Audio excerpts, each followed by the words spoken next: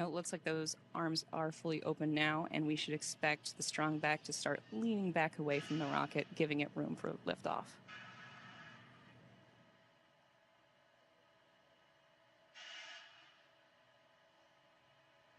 Okay. Almost complete. There it goes. Now, at this point, both stages are nearly fully loaded with about 1 million pounds of propellant. The first stage will be complete at around T-minus 3 minutes, followed by the second stage, which is expected to wrap up liquid oxygen loading at about T-minus 2 minutes.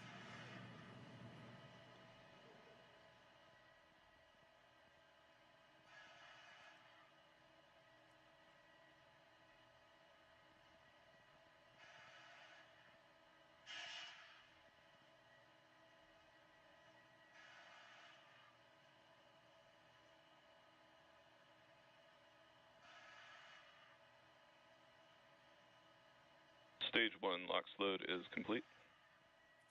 So liquid oxygen loading for the first stage has just completed, finalizing propellant loading for the booster. Now, the tanks are pressurized using helium, and that helium is chilled too, so it stays compatible with the cryogenic plumbing. During flight, that pressurization helps force propellant into the engines as the tanks empty.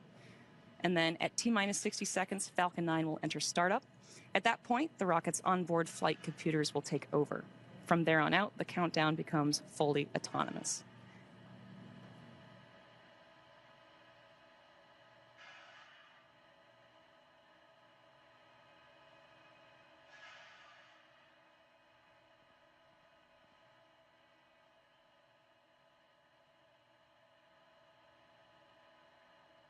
And we are standing by to hear that call out for Stage 2 LOX load to be complete. Stage 2 LOX load is complete. That will complete the prop load for the upper. And right on time, that liquid oxygen for the second stage is now fully loaded, completing prop load for the upper stage. We may also hear a call that Dragon's flight computer is in auto idle. You may notice the white clouds venting from around the rocket. That isn't smoke, that's actually condensation and is expected. As the liquid oxygen warms slightly inside the tanks, some of it boils off, and that gas is now being vented to help manage the pressure. When the vented oxygen hits the warm and humid outside air, it instantly condenses into clouds, which you are getting visuals of on your screen now.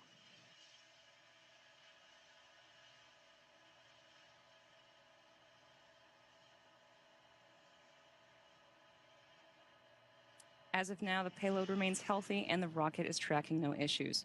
Weather is green Falcon 9 is in startup. Good call out there. Weather is green for a scheduled liftoff at 6:11 p.m. Eastern Time, and we are heading into the final moments before launch. Launch director, go for launch.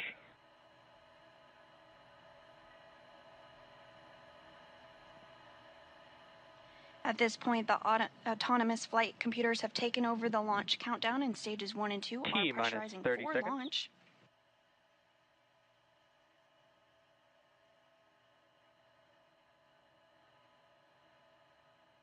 Everything looking good ahead of liftoff. T-minus 15 seconds. T-minus 10, 9, 8, 7, 6, 5, 4, 3, 2, 1. Engines full power and liftoff. Go Falcon, go Cygnus.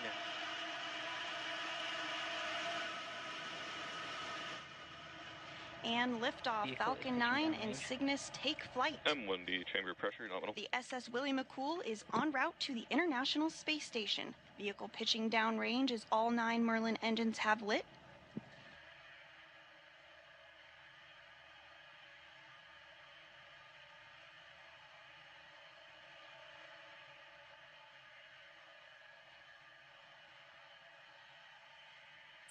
We are currently throttling down to prepare for max Q, which is the point in the mission profile where the vehicle experiences the greatest amount of aerodynamic pressure that it'll see on ascent.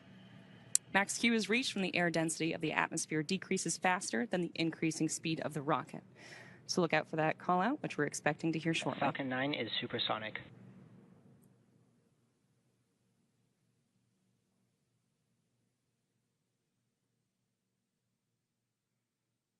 Max Q. And there's that call out for Max Q. Now, coming up next are several events that are going to happen in rapid succession. First is main engine cutoff, stage separation, stage 1 flip, second engine start, boost back burn start, and then fairing separation. Main engine cutoff, or MECO, is where all 9 M1D engines Stage 2 engine chill. on the Falcon 9 first stage are shut down. This is followed by separation of the first and second stages. Stage 1 flip is when the booster uses its nitrogen gas thrusters to flip the booster around. And a few seconds later, the Merlin vacuum engine on the second stage will ignite to boost Cygnus to low Earth orbit, and that is also called out as Second Engine Start 1, or SES-1. After that, Falcon 9's first stage will ignite again to orient itself to head back to land. And shortly thereafter, the two fairing halves will separate and expose the spacecraft to the vacuum of space. And we should be hearing the first of those call-outs in about 10 seconds from now.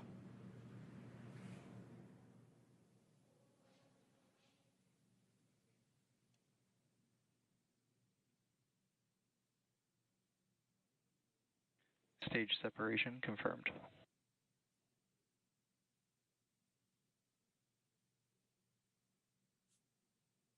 MVAC startup. Stage 1 boost back startup.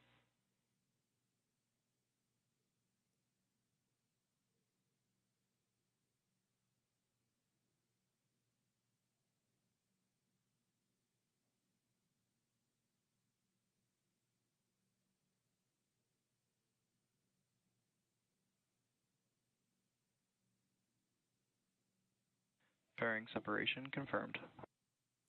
And there we heard the call-outs for all of those events, which again were MECO, stage separation, stage 1 flip, SES-1, boost back burn start, and fairing separation. And coming up shortly, we should hear a call-out for completion of the boost back burn on the Falcon 9 first stage. This burn, which will last in total about 50 seconds, is the first of 3 burns that the booster needs to go through in order to make its way back to landing zone 2 at Cape Canaveral Space Force Station. So there was the successful boost back burn on the Falcon 9 first stage.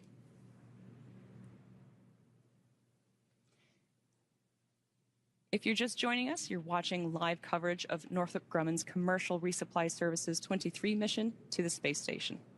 We had an on-time liftoff at 6:11 p.m. Eastern Time from Space Launch Complex 40 at Cape Canaveral Space Force Station. Now, in order to make its way back to land today, the Falcon 9 first stage has 2 more burns to execute. Next up is the entry burn, where 3 of the Merlin engines will reignite. This helps to slow the stage down as it re-enters the upper part of Earth's atmosphere. And following the entry burn, the booster will go through its landing burn, and this is a single engine burn that brings down the vehicle's speed rapidly in order to land back on Earth. And we should be hearing the call out for that entry burn in about 2 minutes from now. During the entry burn, Falcon 9 is decelerating by firing its Merlin engines, but the vehicle is still moving really fast. And this causes it to fly through Merlin's exhaust gases, which are also known as the rocket's plume, which deposits a layer of soot on the vehicle surface. And that's why our flight-proven vehicles look the way that they do. This soot comes from the carbon-based fuel that Falcon 9 uses, and with each flight, the soot builds up a little bit more on the outside of the vehicle. We are still more than a minute away from the beginning of the entry burn. As you can see from the telemetry on the bottom of your screen, the second stage is still picking up speed and is carrying Cygnus to orbit. On the right side of the screen, you can see that engine burn, and on the left side, you can see the first stage decelerating and making its way back to Earth.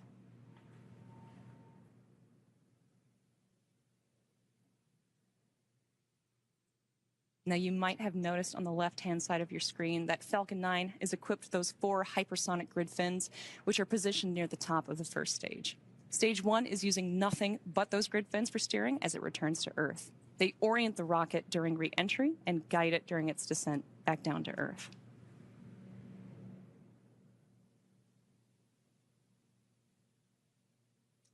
Reusability is the key to lowering the cost of spaceflight, enabling more investments in critical space infrastructure. The Falcon 9 first stage that is supporting today's mission is performing this entry burn for its 4th time. And the payload fairings are also flight-proven, with one half flying for its 6th time and the other half flying for its 3rd time. And we are moments away from the beginning of that entry burn. You should see the graphics light up as the engines do on the bottom of your screen. Stage 1 entry burn startup. And there's the call out for the entry burn startup on the Falcon 9 first stage. This burn is set to last about 20 seconds and again is slowing down the vehicle in preparation for its final burn and landing.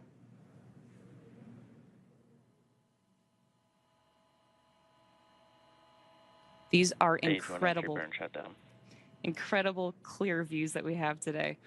And we also just heard the call out for the entry burn shutdown, which is the completion of the Falcon 9 first stage entry burn. Coming up next will be the first stage landing burn, which is going to start a little over a minute from now. So soon we'll have that start of the landing burn of the first stage. This is the final burn of the Falcon 9 booster used to reduce the remaining speed of the vehicle for a gentle and precise landing. Check out those incredible views as it comes down. Stage 1 FTS has saved. Stage 1 transonic.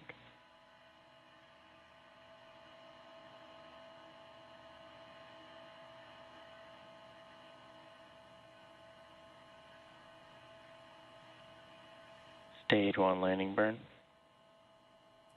You just heard the call out for the landing burn start on the Falcon 9 first stage. Again, this is the final burn that this booster will see before landing.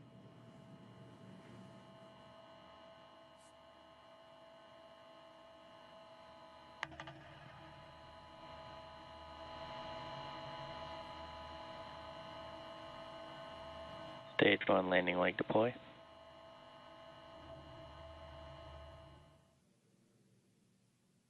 Stage 1 landing confirmed. And that was another successful landing of our Falcon 9 rocket. Stage 2 has entered terminal guidance. This is the fourth launch and landing for this first stage. Stage 2 FTS has saved. Coming up at around the 8.5-minute mark, we should hear a call out for second engine cutoff 1 or SECA 1, which is when the MVAC engine on the second stage shuts down. That'll conclude the roughly 6-minute burn by this engine needed to get Cygnus into the proper orbit for eventually intercepting the International Space Station.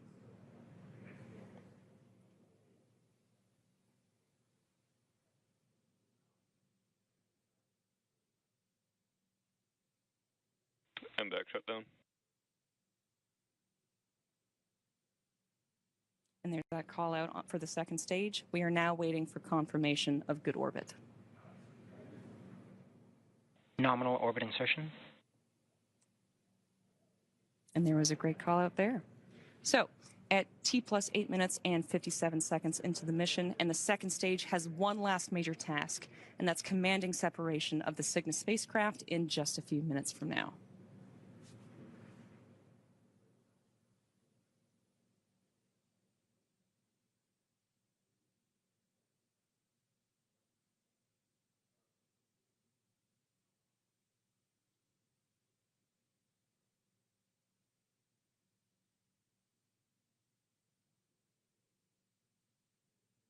It's Northrop's tradition to name each Cygnus spacecraft after an individual who has made significant contributions to human spaceflight.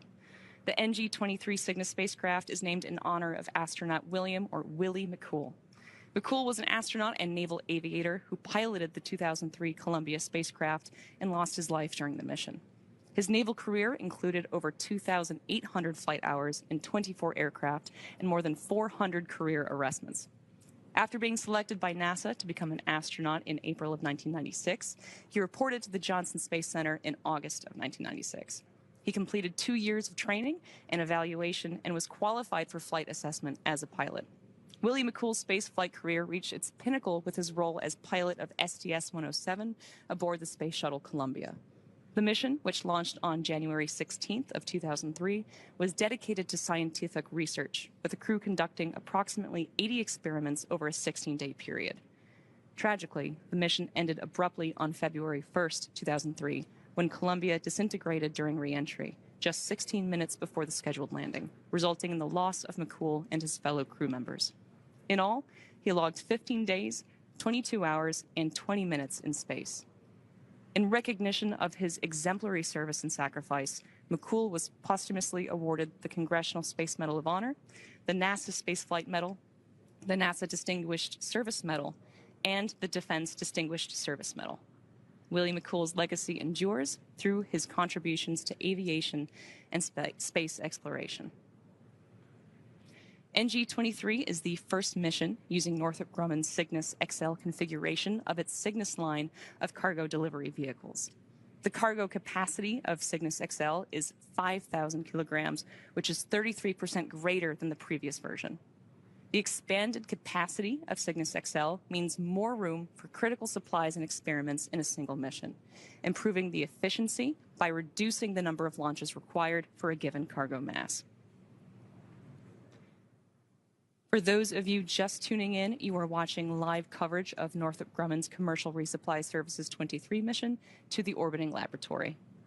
Following separation, Cygnus will have a nearly 40-hour transit to the space station, where the station's Canadarm2 will grapple Cygnus and the spacecraft will attach to the Unity module's Earth-facing port for cargo unloading. Cygnus will be joining the CRS-33 SpaceX Dragon spacecraft, which docked with the space station on August 25th, as well as the Crew 11 Dragon, which arrived on August 2nd. Both Northrop Grumman and SpaceX have a long history of supporting the International Space Station with cargo missions like today's. SpaceX's first Commercial Resupply Services, or CRS mission, CRS-1, launched in 2012 and made history by restoring America's capability to deliver and return cargo to the station. The Cygnus spacecraft has been visiting the ISS since 2013, and the first Cygnus CRS mission, Orb-1, launched in 2014. Cygnus has delivered more than 71,000 kilograms of equipment, science experiments, and supplies to sustain the ISS astronauts under NASA's Commercial Resupply Services contracts. The CRS partnership has helped build a strong American commercial space industry that will soon take us to destinations beyond low Earth orbit. In fact, these missions are providing critical learnings that will help us develop a human presence on the Moon and Mars, which will require a steady supply of cargo missions in order to grow and to thrive.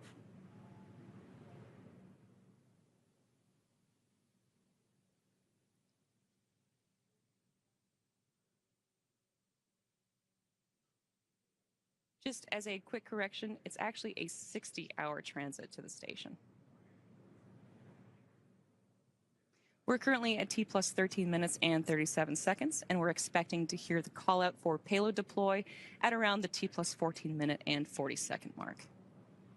As a reminder, this is SpaceX's 6th mission headed to the International Space Station so far this year, following NASA's CRS-33 and CRS-32 resupply missions, NASA's Crew 10 and Crew 11 missions, and Axiom Mission 4 on behalf of Axiom Space.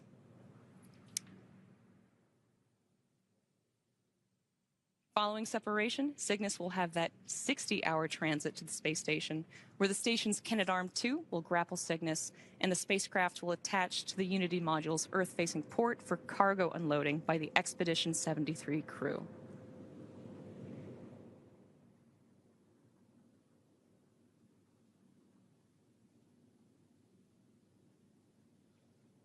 We should be hearing that call out shortly for payload deployment of the Cygnus spacecraft. Cygnus separation confirmed. And there you have it, a successful spacecraft separation. The Cygnus spacecraft is now on its way to the International Space Station, and as mentioned, is expected to arrive about 60 hours from now. With successful separation, that's going to do it for me here in Hawthorne. Be sure to check out spacex.com/launches for a schedule of our upcoming missions. And when you're there, check out our new departure board featuring our upcoming launches with details such as the mission name, launch and landing site, and liftoff time. In the meantime, Sandra, tell us what's next for Cygnus. Thanks, Tyler, and welcome back into the International Space Station Flight Control Room here at the Johnson Space Center in Houston. Next up will be the deployment of Cygnus's solar arrays, scheduled to begin at a mission elapsed time of 2 hours and 29 minutes and should take about 45 minutes to be completed. Once those arrays are deployed, we will provide an update on the International Space Station blog with the latest news. But joining me now is G. Patel, the manager of the Mission Integration and Operations Office, and he's here today to discuss the launch of Cygnus a little bit more. So, G, how significant was today's launch of a larger Cygnus spacecraft, and how valuable is this for continued space station operations? Hey, thank you, Sandra. You know, all of our missions are critical, but this particular mission is even more so critical. You know, NG-22 was scheduled to be launched in June, and we had an issue with that spacecraft during a shipping incident, and so we weren't able to get that mission launched. And so the NG team has done a phenomenal job accelerating this mission 4 months to be able to get this launch off today. This is a different variant, as you guys have highlighted. It's the Cygnus XL, is what they call that. It has 33% more capacity to launch cargo, and it's extremely important. There's a lot of critical consumables, supplies, food, water, air that we need for station to maintain habitability of crew. And then also we've got critical science that we also have on this mission. And so, you know, we consider this really important to be able to enhance and expand our capability to launch more cargo. But in addition to that, you know, there's other functions that the Cygnus is going to serve. You know, it's certified for 200 days to be a berth to ISS. And, you know, with that, you can do some other operations, like what we call extend the lab.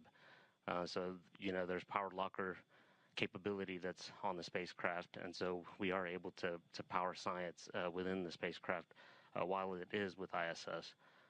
In addition to that, you know, we obviously like to dispose or remove as much as we're bringing to station to maintain stowage and keep things habitable, and so the 200 days helps us as the crew is accumulating trash for us to be able to stow that.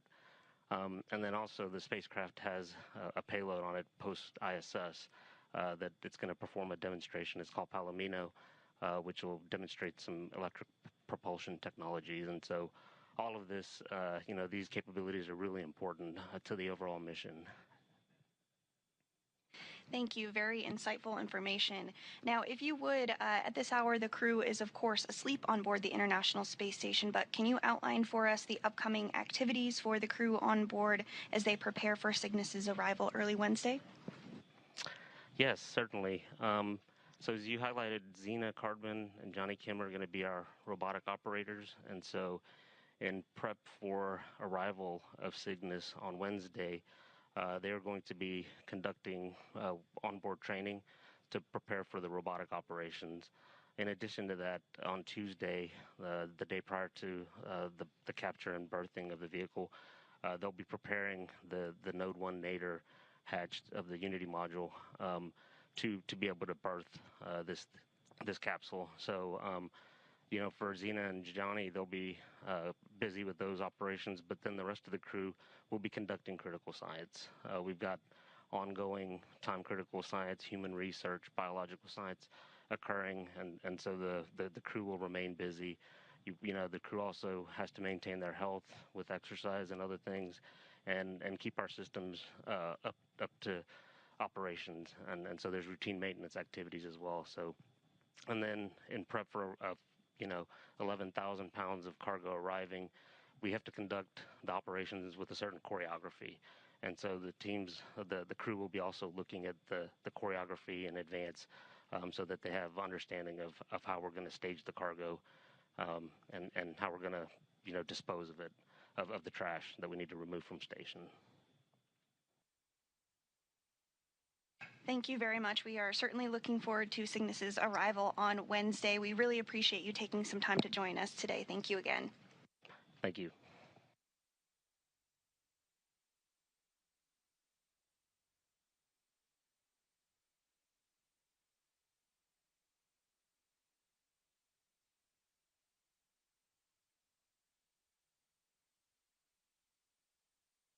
And with that, we will wrap up our launch coverage of Northrop Grumman's 23rd Commercial Resupply Services mission. Cygnus now on course to be captured at about 5:35 a.m. Central or 6:35 a.m. Eastern on Wednesday morning.